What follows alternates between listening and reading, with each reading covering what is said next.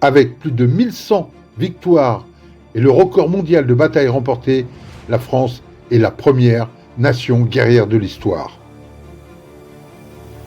C'est dans le chaos d'une défaite qu'elle va tirer son arme la plus emblématique. En 1870, la France est humiliée et subit la plus grande défaite de son histoire face à la Prusse. La frustration chez les Français fera naître une haine pour les 100 ans à venir. La France n'aura plus qu'une obsession, se reconstruire et forger l'outil de sa revanche pour affronter l'avenir. Mais surtout, reprendre son honneur perdu. C'est à l'état-major à Paris que les choses vont changer grâce à un homme. C'est dans un temps record de 9 mois qu'il va réaliser l'impossible. Il mit une pression énorme à la commission composée de militaires et d'experts. Les plus grands armuriers mondiaux se faisaient face dans cette commission. Le cahier des charges était impitoyable. Percussion centrale, double action, robuste et entretien facile. Sur tous les modèles présentés, il n'y en avait qu'un qui puisse sortir du lot. C'est vers l'excellence des armuriers belges que va se tourner le choix des officiers français. Ce sont les frères Pirlot, maître arquebusier, qui vont remporter ce contrat. Ces deux inventeurs qui travaillaient pour Pirlot, Chamelot et Delving, qui vont inventer le revolver Chamelot-Delving 1871, qui sera la base pour le revolver 1873 Chamelot-Delving. En 1872, Rudolf Schmidt adaptera une mécanique de perfection pour le revolver d'ordonnance suisse de 1872, une merveille de technologie qui donnera au Chamelot-Delving 73 sa qualité mécanique. Après que la France ait acheté les brevets, c'est à la manufacture d'armes de Saint-Étienne que sera produit 337 000 exemplaires de 1873 à 1887. Chaque exemplaire de Chamelot-Delving était usiné à la main par un ouvrier spécialisé. Le système de platine à double action sera validé par Rudolf Schmidt. Il sera produit dans un acier de haute qualité pour l'époque, avec une mécanique très souple en simple action et de 7 à 10 kg en double action. Il était considéré comme une arme de haute technologie en 1873, d'une robustesse hors du commun pour l'époque. La tige d'axe du barillet, appelée tournevis de campagne, était un outil qui permettait de démonter la platine facilement. Cela permettait d'avoir un démontage sans outils et un accès facile à la mécanique. Les 100 premiers modèles doteront la gendarmerie nationale.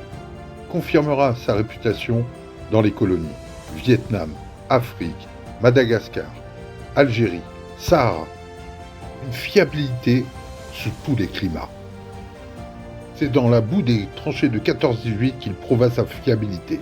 Quand le pistolet Ruby s'enrayait, le revolver 73, malgré la boue, continuait à fonctionner. 14-18, le 73 fera encore la gloire des nettoyeurs de tranchées. Son plus gros défaut était sans aucun doute sa munition. Pour sa première version, la vitesse était de 130 mètres par seconde avec 98 joules, et pour sa deuxième version, le 73-90, une vitesse de 190 mètres secondes pour 196 joules.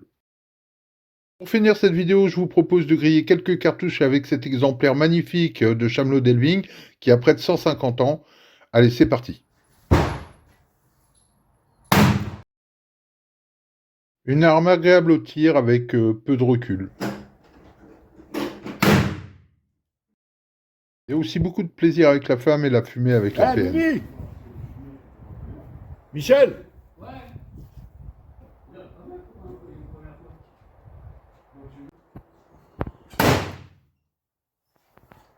Je suis haut là. Ouais.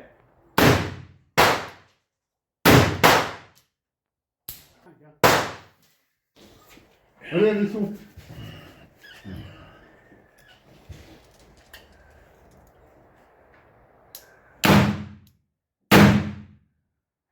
Putain, il est dur. Il est bloqué. Il est bloqué. Il faut faire ça peut-être quand... Voilà, reprends-le en double action. Non, mais non, tire-le comme ça parce que là, il y a... Ah, dis donc. Elle était foirée celle-là. Attends. Arrête. Quand Ouais, tu c'est vois les le petit foirés. chien. Ouais. Ah, il y a peut-être la balle, le gîte dedans. Ouais, parce que je te dis, comme je les ai faites il y a très longtemps.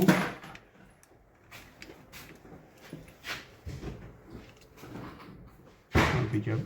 Il est Elle est vide. partie. Ah ouais. Et puis elle n'a pas fumé non plus. Ouais, pour l'instant, je les vois les trois là-bas. Ça y est, je les vois. Ouais, moi j'en vois deux à droite et une en bas à gauche. Ouais. Parce qu'il en reste deux dedans, donc c'est ça.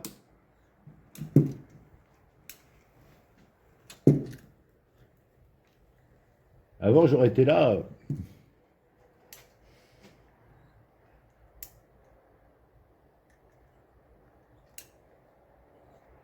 C'est là où tu vois qu'il a besoin d'une bonne révision, hein, Mimi. Non, c'est mes cartouches qui sont pas C'est les bonnes. cartouches. C'est des cartouches que j'ai fait à l'époque, j'avais pas d'outils. Ah ouais, vas-y, comme ça. Et 20 ans, il y a 20 ans, et puis. Les cartouches, elles ont peut-être, je sais pas moi. Et c'est les Allez, premières. que j'ai fait. action, du rapide. Ah, Il y en a oui, encore une, hein.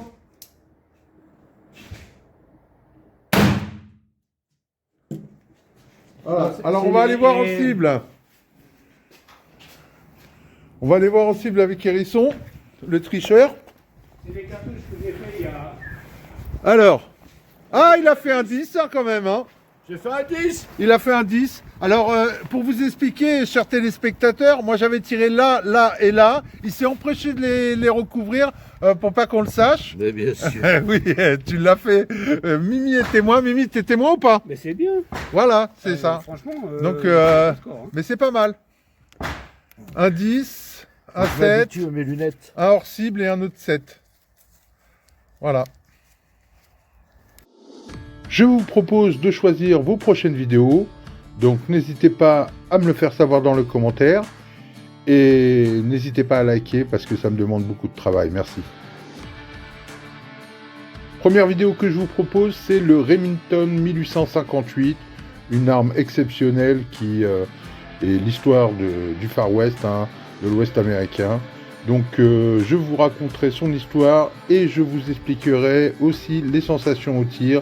C'est vraiment une arme extraordinaire qui a une réputation incroyable. Deuxième proposition, mon Colt 95, donc VP, qui tire bien sûr du calibre 38 spécial. Donc on a été au stand, on a tiré une centaine de cartouches et franchement les sensations sont super sympas. Donc je voudrais vous en faire profiter. Et donc si ça vous intéresse, dites-moi. Troisième proposition, donc c'est la suite de la recherche du revolver Le Faucheux 1858, donc avec qui a été complètement restauré, nettoyé par Laurent. Donc une super histoire à continuer. Pour finir, j'ai un projet, c'est de vous faire découvrir comment réaliser des cartouches anciennes, hein, donc avec des étuis modernes. Donc par exemple le 1173, on pourra le réaliser avec du 44-40.